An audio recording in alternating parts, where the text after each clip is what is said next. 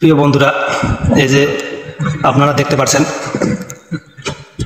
আমার বন্ধুরা আলু উঠাচ্ছে। এই যে আমার দাদা, ইনি হচ্ছে মালিক।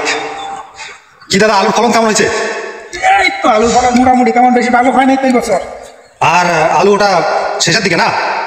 সেই তো আটটা হইল মোটামুটি, আর 3-4 দিন লাগবে। এখন বাজার কি চলছে? বাজার তো 85-90 চলছে এখন বর্তমানে। আপনার কত বাজার হলে পোষাইব? আমার তো যে আলুতে যে খরচ, 1,20,000 টাকা বেচলে পুঁজি আসতে পারে।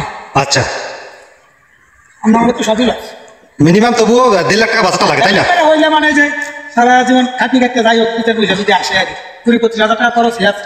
আচ্ছা আচ্ছা, এই যে আমার দাদা ভাই বললো যেটা, আপনারা যারা দর্শকের মধ্যে আছেন তারা ভিডিওটা দ্রুত শেয়ার করবেন, যেন আমার দাদা দিদির কাছে পৌঁছায়, আলুর দামটা যেন ঠিক মতো রাখে, নাহলে তো আমাদের কৃষক ভাইরা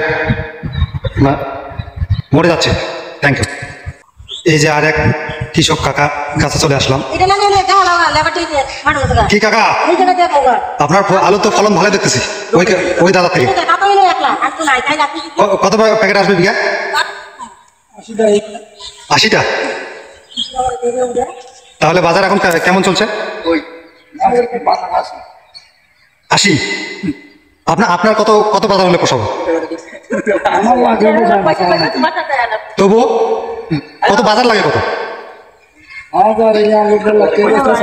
ও আচ্ছা আচ্ছা আচ্ছা, দেখতে পাচ্ছেন এই কাকাও বলতেছে যে 1.5 লাখ এর নিচে বেচলে পোষাইতো না। Thank you.